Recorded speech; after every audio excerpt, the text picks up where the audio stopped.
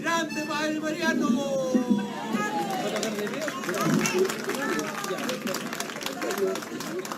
Mariano, amigo, el pueblo está contigo. Mariano, amigo, el pueblo está contigo. Mariano, amigo. Petaco. Oigan, se equivocaron de micro, ahora es Pepe. En un tiempo más será el Mariano. Esta era la que cantaba el Sebastián Acevedo. Esta era la que cantábamos en el Vía Crucis, cuando sacaban la cresta. Esta era el himno de nosotros.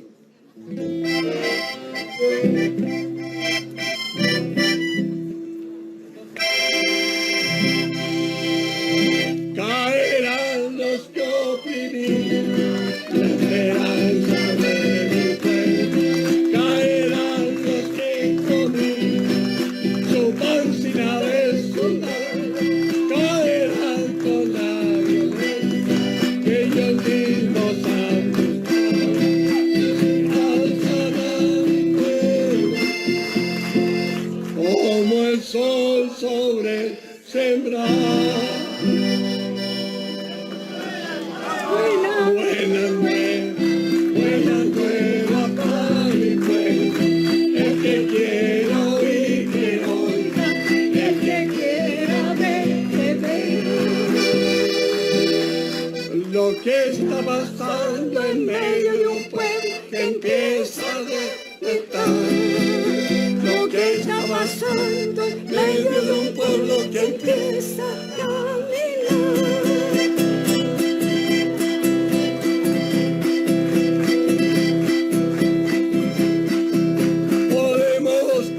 La historia, caminar a la victoria, podemos dar el futuro y romper todos los muros.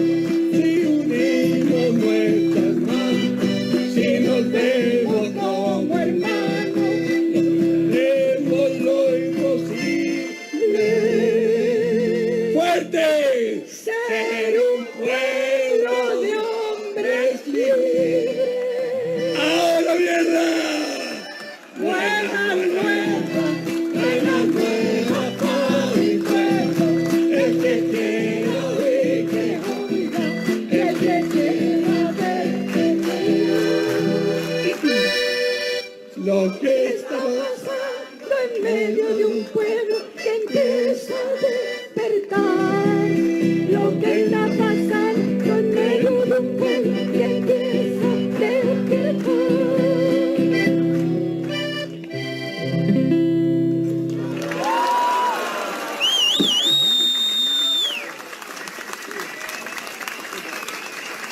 El círculo significa resistencia. ¿Ya? Y se pone al interior de las banderas nacionales para diferenciarse del nacionalismo puro y duro vinculado al fascismo. ¿Ya? Por eso se pone la R. De hecho, cuando vayan a Villa Grimaldi hoy día y pasen en la sala de la memoria, que es una salita chiquitita, va a haber un cubículo donde está mi familia. ¿Ya? Y también hay una bandera y también está con la R de resistencia. No sé si necesita presentación Miguel Enríquez, la verdad que es uno de los grandes intelectuales, por una parte, pero además férreo, hombre comprometido con la transformación de Chile y Latinoamérica. Pertenezco a la agrupación de familiares de detenidos desaparecidos. Quien está aquí es mi abuelo, mi tata, se llama Julio Vega, y fue detenido el 16 de agosto de 1976. ¿Ya? Hasta la fecha no lo hemos encontrado. Ya no lo vamos a encontrar, es algo que nosotros los familiares tenemos claro. ¿Ya? Son un verdadero, ¿cómo decirlo? Son un incentivo. Ellos son mi fuente de energía. Ya no los llevo yo a ellos me llevan hoy día. Y eso es muy aliviador. Es muy aliviador. Y bueno, hoy día mi foco está puesto en los sitios de memoria, trabajar para poder recuperar más sitios, para poder hacer trabajos desde los sitios de memoria y ser una verdadera espina para este sistema. Eso glaube ich auch.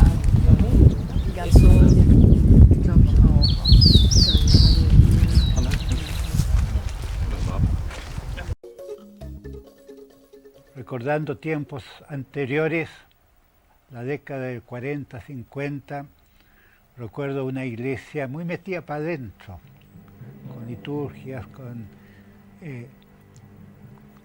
cultos, pero no comprometida con el pueblo.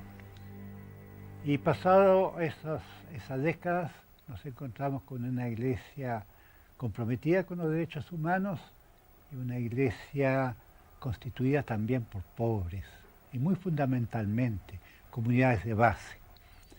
Son los dos cambios fundamentales que nos han entregado estas décadas. Queremos hacer la historia de ese progreso. Es cierto que aún antes de estas 3 décadas, 60, 70, 80 que narramos, hubo precursores. Yo conocí al padre Hurtado precisamente en su obra social, en su compromiso con el sindicalismo. Él anunció también una iglesia liberadora. Y después Manuel Larraín puso los fundamentos de una iglesia comprometida con la sociedad latinoamericana, fundó el CELAM, es también un precursor.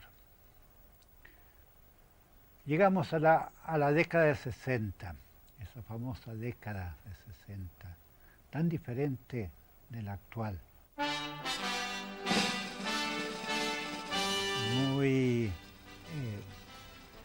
dinamizada, muy revolucionaria, en que yo creo que llegaron dos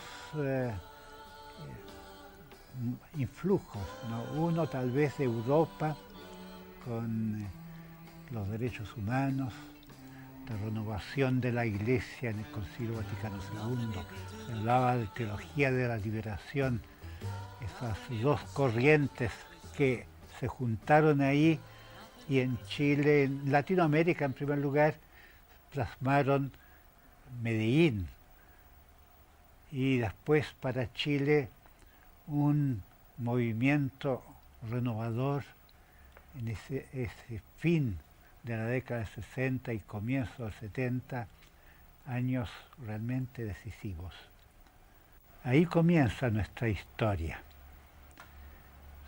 Comienza cuando yo era profesor de teología y comprendí que esa teología que estaba enseñando tenía poco que ver con lo que estaba pasando en el mundo. Y ahí entonces, siguiendo la corriente de la teología de liberación, muchos nos comprometimos con el pueblo en el trabajo como sacerdotes obreros, como religiosos y religiosas a veces cerraban sus casas en el Barrio Alto y se iban a insertar en las poblaciones. Bueno, esa historia es la que queremos contar, las experiencias que nacieron en ese momento.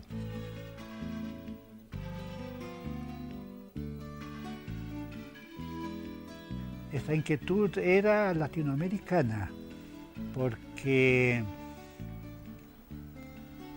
hubo esa revolución de Cuba el año 59 que dinamizó a todo el pueblo oprimido y explotado de Latinoamérica, y eso también llegó a Chile, se tomaron las universidades, en fin, todo ese era el contexto en que surgió en Chile mismo este movimiento renovador de la Iglesia. Ahí entonces apareció también este nuevo fenómeno, los cristianos para el socialismo, cosa nunca oída antes. ¿Cómo puede haber cristianos a favor de un marxismo? Sin embargo, apareció el grupo cuestionando la Iglesia. ¿Y por qué no? ¿Por qué un sacerdote no podía ser socialista y estar a favor de un gobierno popular, de la unidad popular?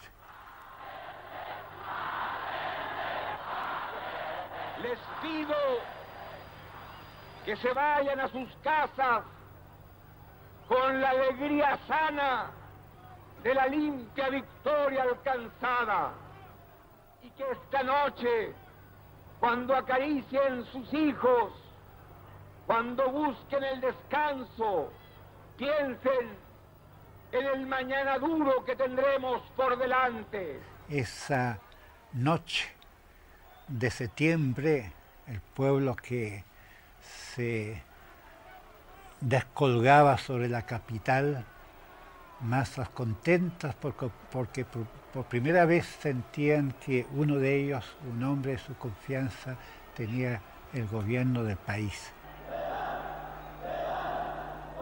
Len Rice, no sé si está bien, Len Rice, está mal pronunciado. Y también, por supuesto, nos acompaña el autor Michel Renninger, que viene desde Alemania, llegó hace unos días a Chile y queda unos días más acá. También va a tener otras actividades en torno al libro.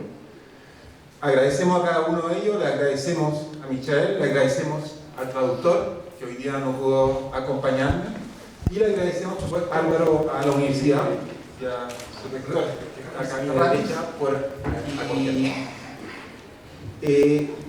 Como LOM, Hernán ha publicado desde los inicios de LOM varios libros sobre lo que se llama, lo que reconocemos como la Iglesia liberadora, y sobre al final el movimiento de la teología de la liberación, pero esencialmente libros de los años oscuros de dictadura, libros vinculados a la lucha por los derechos humanos, libros vinculados a la resistencia, libros críticos también con lo que inició ahí con el modelo económico, y libros como, bueno, Hasta luego Cardenal en 95, lo publicamos en Concesor, Crónicas de una Iglesia Liberadora, Martirologio de la Iglesia Chilena, ¿Y qué hiciste con tu hermano?, Nueva conciencia cristiana en un mundo globalizado, Memoria de un obispo sobreviviente, Signo de los tiempos, y el último, antes de este, Si estos callan, las piedras gritarán, Ensayos de teología práctica interdisciplinaria.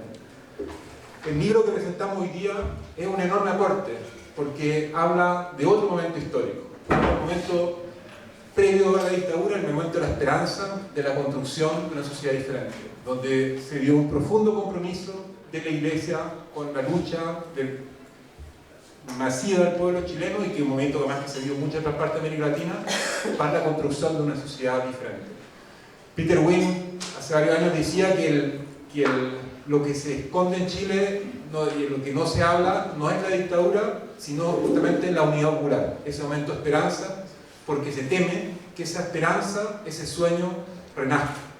El año próximo se van a celebrar los 50 años de la unidad popular, un momento importante, un momento que marca y un momento que hay que recuperar, y este libro, que viene a recuperar el legado de este compromiso de la Iglesia, de los sacerdotes, con ese movimiento, sin duda es muy significativo, y nos honra como editorial publicarlo. Nos honra también. Mauricio estaba ahí también. Y lo que nos involucramos en la JAP, en diferentes formas de organización, el contacto con los líderes de varias poblaciones, de la Ermida, de la Faena, de qué sé yo, y cómo poco a poco los viejos tenemos que limpiarnos las cañerías. Poco a poco se fue generando una sintonía, pero también una dificultad con sectores de la población que eran momiachos y que no querían que hubiera los procesos de cambio que se iniciaban, en fin, ¿no?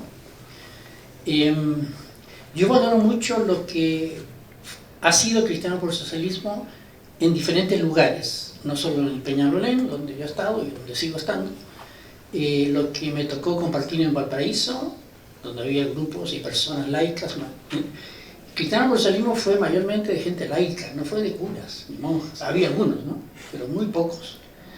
Lo que me tocó compartir en Concepción, donde había un movimiento extraordinario con Mario Garcés y otros más, también en zonas del norte, en cercanía de Santiago, lo que había en Talca, y no eran miles y miles de cristianos por el socialismo, pero eran sectores significativos, núcleos, y muy sueltos, ¿no? No había que registrarse, firmar un documento o recibir una tarjeta, ¿no? Pero éramos los que apostábamos, nos jugábamos por algo que veíamos como posible para Chile, y que era más que un gobierno, que era un proceso de mujeres, hombres, militantes de diferentes grupos, organizaciones barriales, que se la jugaban para una transformación económica, social, cultural, política, que involucraba también sectores creyentes. Pero no nos apropiábamos, y creo, no sé si me equivoco en esto, no nos apropiábamos del nombre del cristianismo, aunque nos llamaran eso, ¿no? Sino algunos creyentes, algunos cristianos, que habíamos tomado estas opciones y que intentábamos sobrevivir en un aparato eclesiástico, una institución como la Iglesia, con muchas contradicciones. Y claro, no éramos ingenuos, supimos que nos iban a dar palo, y nos dieron palo en diferentes momentos, no solo al final del 73, ¿no?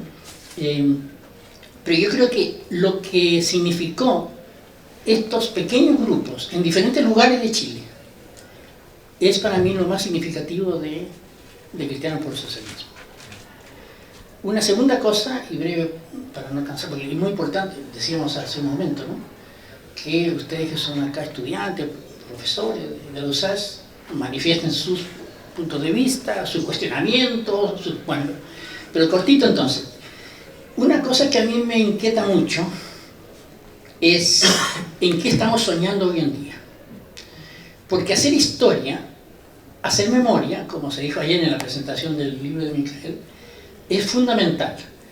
Pero en el contexto que estamos ahora, y que parecería que los horizontes son simplemente aprovecharse lo que uno pueda de las instituciones o de los, qué sé yo, de los grupos, de lo que sea, y tener éxito, consumir, tener éxito, ganar espacios propios, a diferencia de otros que quedan abajo, que quedan postergados. Entonces, esta carrera que hay, que es inhumana, para valer, no junto con los demás, sino en contra de otros, y que desde arriba de los grupos dominantes nos han inculcado, me parece, a la inmensa mayoría. Entonces, ¿qué utopía? La palabra es un poco fea, porque un poco teórica, ¿no? ¿Qué utopía tenemos hoy? ¿En qué soñamos? ¿En qué se sueña? Porque para mí no es importante simplemente decir, qué bueno lo que se hizo antes. No, pero ¿qué estamos haciendo ahora? ¿Qué creen ustedes, nuevas generaciones, que es posible hacer ahora? Y que por la cual hay que ser constantes y ser audaces y tener convicciones y un corazón con fuego, ¿no? Para salir adelante, para construir un proyecto de sociedad, un proyecto de condición humana que apasione y que nos permita salir de tanta porquería en que nos encontramos hoy día. Esa cosita nomás que quería compartir. Yo agarré el micrófono, no sé por qué.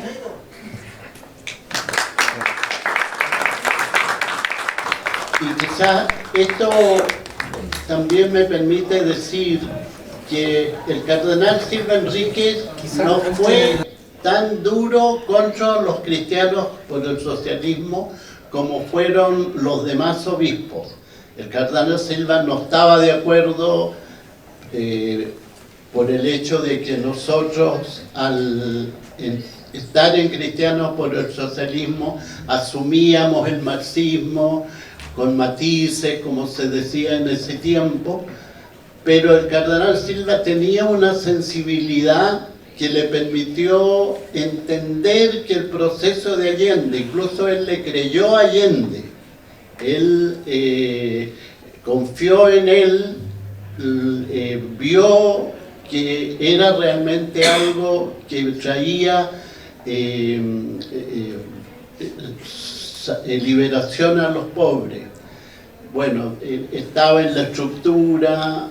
Entonces, Talca era una tierra agrícola con dueños de fundo, de hacienda.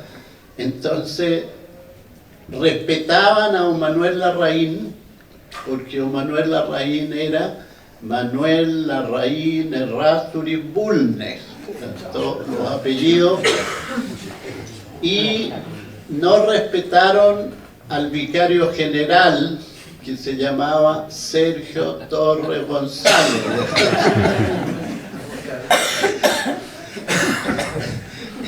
Entonces, por eso fueron los agricultores los que al día siguiente del golpe me acusaron a los militares y me metieron preso, digamos. Entonces, la experiencia de Cristianos por el Socialismo en Talca fue real, porque una gran parte del clero participó en la experiencia, menos laico, pero fue significativo ese hecho de la reforma agraria en un fondo del obispado. Que estas cosas son de todo el que las piensa y es mi voz la que las dice, más es de todos la conciencia. Simplemente las verdades se van haciendo una sola y es valiente quien las dice, más valiente en estas horas.